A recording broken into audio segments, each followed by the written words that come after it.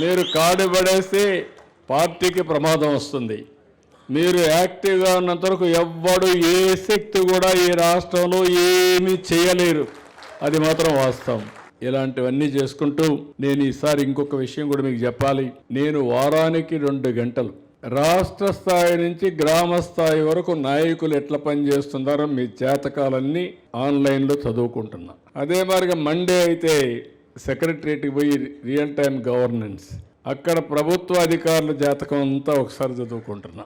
ఈ 2 చదువుకొని పార్టీ పెరిగిందా తరిగిందా, పెరిగితే ఎవరు కాంట్రిబ్యూషను, తగ్గితే ఎవరి వల్ల తగ్గింది. తగ్గిన వాళ్ళకు మామూలుగా చెప్తా, పార్టీ వాళ్ళైతే తప్పదు నాకు మీకు చెప్తా, వినకపోతే కొంచెం గట్టిగా చెప్తా. అప్పుడు కూడా వినకపోతే తమ్ముళ్ళు దారికి వచ్చే వరకు దూరంగా పెడతా. దారికి వచ్చిన తర్వాత మళ్ళీ ముందుకు తీసుకుపోతా. ఎందుకంటే మీరు గుర్తుపెట్టుకోవాలి, జీవితంలో ఇంకొకసారి తెలుగుదేశం పార్టీ ఓడిపోయిందనే అపవాదు మనకు రాకూడదు, రాదు. దీర్ఘకాలంలో మనం అధికారంలో ఉంటే రాష్ట్రానికి సమాజానికి చాలా మేలు. మీ గౌరవానికి అది ఎంతో అవసరం. మనం అందరం పనిచేసేది ఇన్ని సంవత్సరాలుగా నేను చూసా. ఏ పార్టీకి లేనటువంటి కార్యకర్తలు మన పార్టీకి ఉండడం. రెండోది, సొంత ఆస్తులు కరగబెట్టుకొని లేకపోతే ఎన్ని ఇబ్బందులు వచ్చినా అధిగమించి ఒక్కోసారి కొన్నిసార్లు అయితే ఆస్తులు పోగొట్టుకొని పార్టీ జెండా మోసిన కార్యకర్తలు నా జీవితంలో ఎప్పుడూ మర్చిపోలేను. అదే సమయంలో మీరు ఒక్కసారి ఆలోచిస్తే పార్టీ కూడా అనేక సంక్షేమ కార్యక్రమాలు పార్టీ కార్యకర్తలు తీసుకొచ్చాం. నిన్న ఈ సంవత్సరం కూడా దగ్గర ఇప్పటికే 33 కోట్ల రూపాయలు ఇన్సూరెన్స్ కింద మీకు డబ్బులు ఇచ్చాం. అదే మరి కాలేజ్ సీట్లు ఇస్తున్నాం.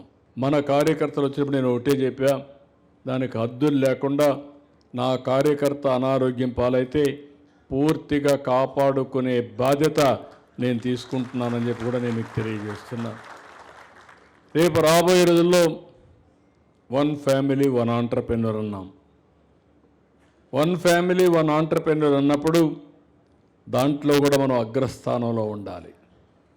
అగ్రస్థానంలో ఉండాలంటే మీలో అలాంటి ఆలోచన ఉండే వ్యక్తులందరూ కూడా శ్రద్ధ చూపిస్తే వాళ్ళందరికీ హ్యాండ్ హోల్డింగ్ కానీ, ట్రైనింగ్ కానీ, అవసరమైతే కోఆర్డినేషన్ కానీ ఏం చేయాలని అవన్నీ చేస్తాం. ఇప్పుడు పార్టీ ఆఫీస్లో 2 ట్రైనింగ్లు కార్యక్రమాలు జరుగుతాయి. ఒక ట్రైనింగ్ ప్రోగ్రాం మిమ్మల్ని రాజకీయ నాయకులుగా తయారు చేయడం, సమర్థవంతమైన రాజకీయ నాయకుడిగా తయారు చేయడం. రెండోది, ఆర్థిక పరిపుష్టి పెంచే విధంగా మీ దగ్గర నుంచి 1 ఫ్యామిలీ 1 ఆంట్రప్రెన్యూర్ ఎంఎస్ఎంఈకి ప్రాధాన్యత ఇవ్వడం. ఈరోజు మీ జిల్లా ఉంది, అనకాపల్లి జిల్లా, విశాఖపట్నం ఉంది. ఈరోజు విశాఖపట్నం, అనకాపల్లి జిల్లా నెక్స్ట్ లెవెల్కి వెళ్తుంది. 10 సంవత్సరాల్లో మీరు ఊహించిన విధంగా ఈ 2 జిల్లాల్ని అభివృద్ధి చేసే బాధ్యత నేను తీసుకుంటున్నాను. ఒక గూగుల్, ఒక కాగ్నిజెంట్, ఒక టీసీఎస్, ఒక ఆర్సీఆర్ మిత్తల్, ఒక పక్కన ఎన్టీపీసీ, ఒక పక్కన టూరిజం, 1-2 కాదు, ఆకాశమే హద్దుగా మనం అభివృద్ధి కార్యక్రమాలు చేసే పరిస్థితికి వస్తున్నాం. ఈ అభివృద్ధి కార్యక్రమాలు వచ్చినప్పుడు దాంట్లో భాగస్వాములు కావాలి. నేను ఒక విజన్ ఇచ్చాను, గుర్తుపెట్టుకోవాలి మీరందరూ. విజన్ 2047. ఎన్నేండ్లు? ఇప్పుడు 25 అయింది, 26కి వచ్చాం. ఎగ్జాక్ట్గా రాబోయే 21 సంవత్సరాల 6 నెలల్లో నేను చెప్పిన విజన్ మీరు చూస్తారు. అందులో నేను చెప్పింది ఇప్పుడు 3 లక్షల రూపాయలు తలసరి ఆదాయం ఆవరేజ్న స్టేట్లో. అది 47కి 55 లక్షల రూపాయలు అవుతుంది తలసరి ఆదాయం. కొంతమందికి ఎక్కువ ఉంటుంది, కొంతమంది తక్కువ ఉంటుంది. ఇప్పుడు మీరున్నారు, ఇక్కడ ఈ ఏరియాలో భూమి ఉంది. ఒకప్పుడు 5 ఎకరాలు ఉంటే ఈ 5 లక్షలు 2 లక్షలు ఉండేది. రాబోయే రోజుల్లో 1 కోటి 2 కోట్లు 5 కోట్లు పెరిగే పరిస్థితికి వస్తుంది. ఆటోమేటిక్గా ప్రతి ఒక్కరికి కూడా ఆదాయాన్ని పెంచుకునే మార్గాలు వస్తాయి.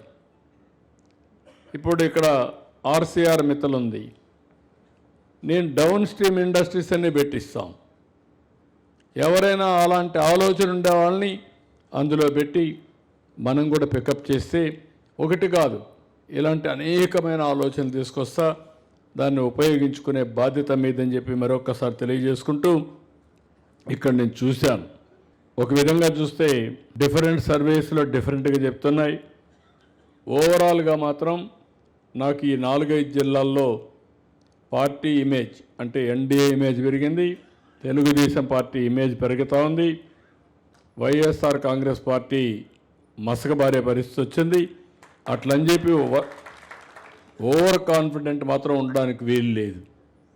నేను మాత్రం చాలా జాగ్రత్తగా ఎప్పటికప్పుడు ఇవన్నీ కూడా అధ్యయనం చేసుకుంటూనే ఇక్కడ పార్టీ ఇన్ఛార్జి కూడా చెప్తున్న గోవింద్ గారికి మనం అందరం కూడా ఇంకోటి కూడా గుర్తుపెట్టుకోవాలి. రేపు రాబోయే రోజుల్లో కూడా ఎన్డీఏ ఉంటుంది. అనేక సార్లు మన పవన్ కళ్యాణ్ గారు చెప్పినట్టు ఒక 15 ఏళ్ళు మినిమం ఈ 3 పార్టీలు కలిసి ఉండాలని చెప్పి పదే చెప్పారు. నాకు కూడా అభిప్రాయం అదే.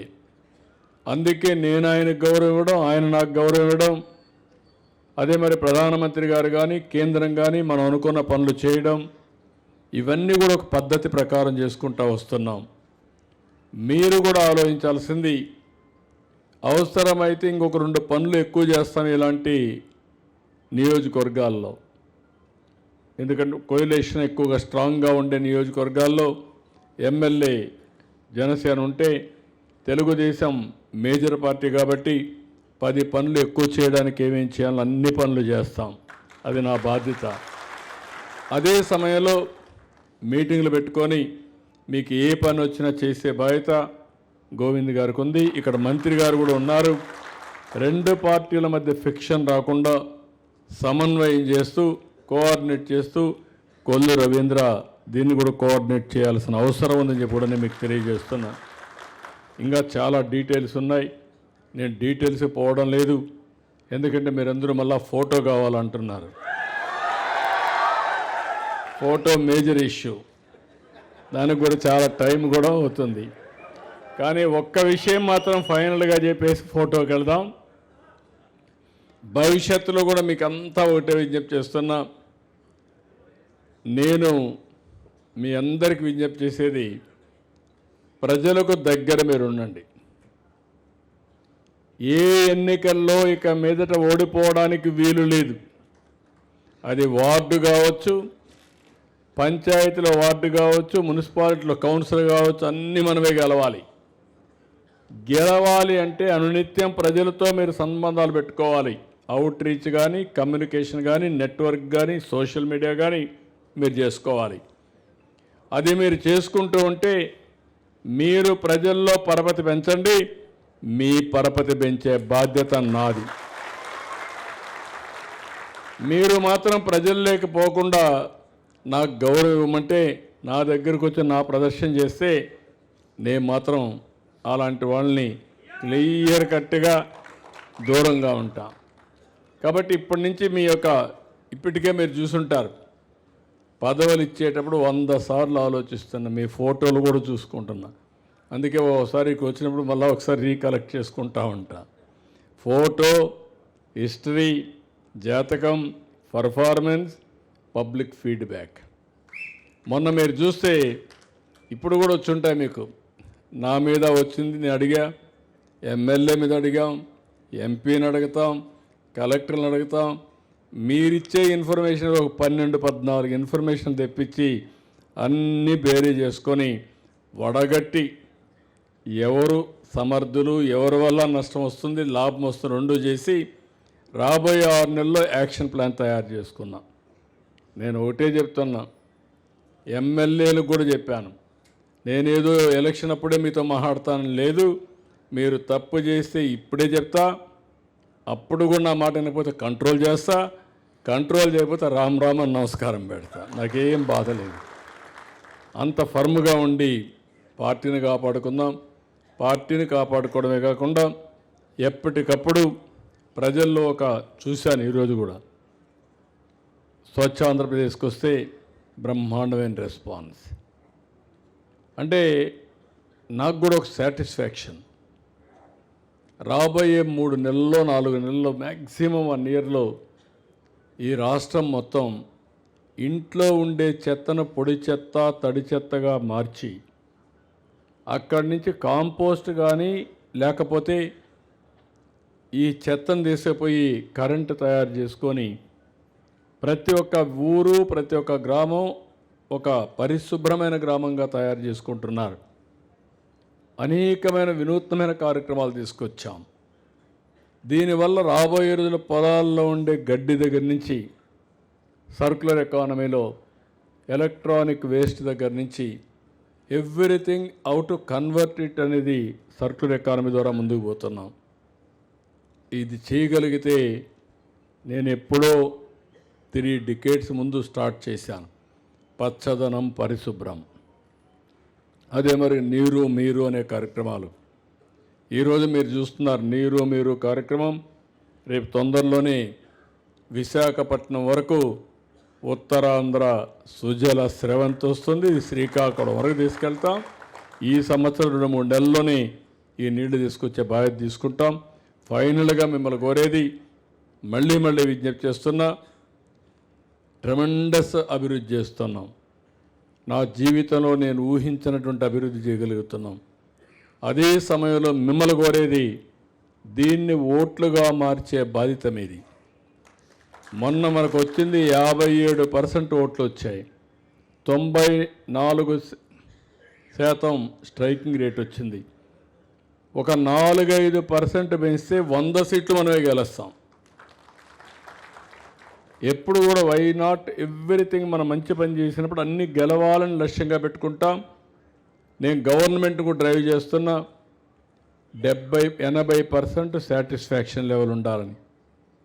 ఇప్పుడు 70%కి రీచ్ అయ్యాం. ఇంకొక 10% రీచ్ కావాలి. ఏదైనా ఒక సేవలో కానీ వెనకానుంటే, ఒక యూనిట్లో వెనకానుంటే అక్కడ ఏం జరుగుతూ ఉందో అధ్యయనం చేసి దాన్ని కరెక్టివ్ మెజర్స్ తీసుకుంటున్నాం. మీకు కూడా అంతే. పొలిటికల్గా పలాని ఊరిలో పలాని యూనిట్లో నష్టం వస్తుందంటే ఎందుకు వస్తుందో అధ్యయనం చేస్తా. పలాని బూత్లో నష్టం వస్తుందంటే ఆ బూత్ కూడా అధ్యయనం చేస్తా. ఒకవేళ ఆ బూత్లో ఉండే వ్యక్తి సమర్థుడు కాకపోతే సమర్థుడు ఎక్కడున్నాడు ఎతికి అతన్ని పెడతాం. ఆ విధంగా ఎక్కడ కూడా వీక్ లింక్స్ లేకుండా మొత్తం స్ట్రెంగ్తన్ చేసుకుంటే, రీస్ట్రక్చర్ చేసుకుంటే మనకు ఇంకా ఓటమి సమస్య ఉండదు. ఇప్పటికి కూడా మీరు ఆలోచిస్తే 3-4 ఎన్నికలు నేను చూశాను. 3-4 ఎన్నికల్లో దగ్గర 4,800 బూతులు మనకు మైనస్ వచ్చాయి. 46,000 బూతుల్లో ఈ 4,800 బూతులు కానీ ఒక 60% కానీ పాజిటివ్గా వస్తే మనల్ని ఎవరు ఓడించలేరు. దానికి కూడా వర్కౌట్ చేస్తున్నాం. మళ్ళీ కాన్స్టిట్యూన్సీ డీలిమిటేషన్స్ కూడా ఉంటాయి. ఆ విషయం కూడా మీరు గుర్తుపెట్టుకోవాలి. మొన్నే గవర్నమెంట్ ఆఫ్ ఇండియా క్లారిటీ ఇచ్చారు. మళ్ళీ డీలిమిటేషన్స్ ఉంటాయి. మనకు కాన్స్టిట్యూన్సీ కూడా పెంచాలి. దానికి కూడా వర్కౌట్ చేస్తాం. అల్టిమేట్గా మిమ్మల్ని నేను కోరేది సమర్థుల్ని ఎంపిక చేసే బాధ్యత నాది, సమర్థులుగా తయారయ్యే బాధ్యత మీది.